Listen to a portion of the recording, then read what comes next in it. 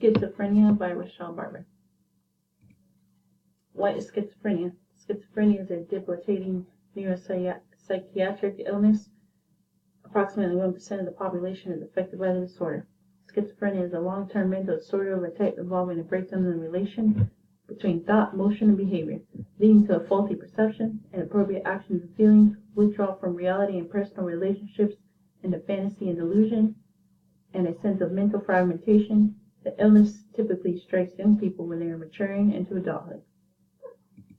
The neurotransmitter theory. Dopamine hypothesis. Dopamine theory of schizophrenia is developed from dysregulation of dopaminergic brain pathways that leads to overactivity of dopaminergic functions. Use of stimulant drugs increase synaptic dopamine concentration, which produces a different paranoia of schizophrenia. Antipsychotic drugs are dopamine receptor and antagonists that block dopamine receptors in the brain. Dopamine receptors are D1 and D2. When dopamine is released by the neurons in the basal ganglia of the brain, it is important to maintain coordination and movement.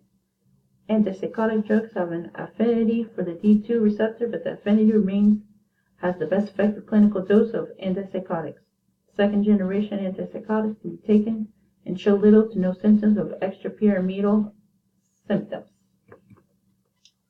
Serotonin hypothesis. Serotonin is responsible for the impact of cognitive functioning behavioral responses relating to mood and impulse control.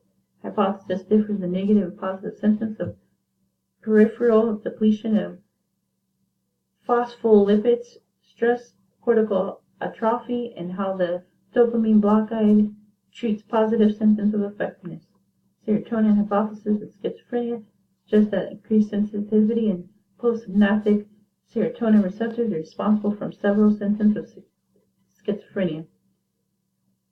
The sensitivity increase possibly depends on decrease in central serotonergic function. A possible dynamic interaction between these two symptoms has been proposed.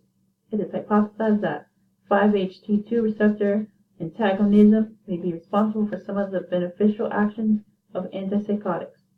The 5-HT2 receptors are involved in improving neurological side effects of antipsychotic medication. Serotonin hypothesis of schizophrenia arose from early studies of interactions between the hallucinogenic drug LSD and 5-HT in the peripheral systems. Glutamate hypothesis. Glutamate is the part of the brain that forms memories and tells the brain what to do. Genetic findings of the hypofunction of glutamatergic signal NMDA receptors. Schizophrenics can have too much glutamate activity, but as the disease begins to process, it may have too little of glutamate. Glutamate NMDA hypothesis.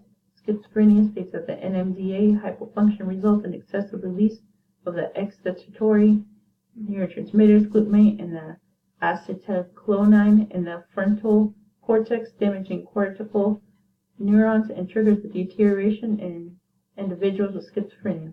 Glutamate antagonists are not effective when it comes to antipsychotics. Glutamate blocks the dopamine receptors such as the D2 to make a drug effective in treating schizophrenia. Clozapine. In 1959, clozapine was brought into clinical practices in Europe. Clozapine is a serotonin dopamine antagonist with a complex pharmacological profile. Clozapine causes fewer extrapyramidal side effects, produces tardive dyskinesia severity, and some studies suggest it is protective against suicide. Clozapine risks and benefits. Taking clozapine over 2 weeks can reduce the risk of adverse events such as seizures, hypertension, granulocytosis, and myocarditis. The FDA has approved clozapine for reduction of suicide risk in patients with schizophrenia. A study called Offend 11 found that over an 11-year period, the reduction of suicide rates of schizophrenics has decreased significantly. Risk of clozapine are developing severe life-threatening granulocytosis, metabolic syndrome. An average of 1 to 2% develop agranulocytosis. Clozapine is beneficial in reducing patient to smoke or other drugs that may be abused.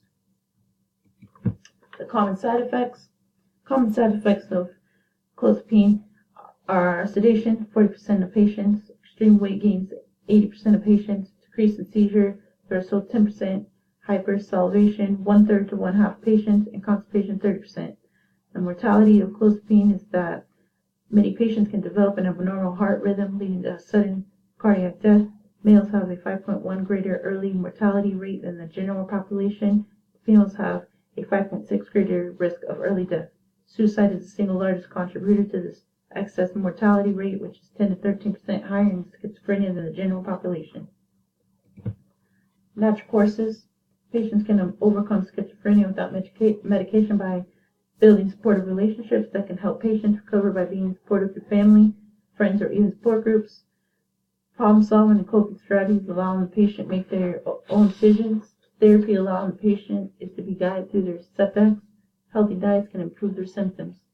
A new study shows that 30% of patients with schizophrenia manage without antipsychotic medication after 10 years of the disease without falling back into a psychosis.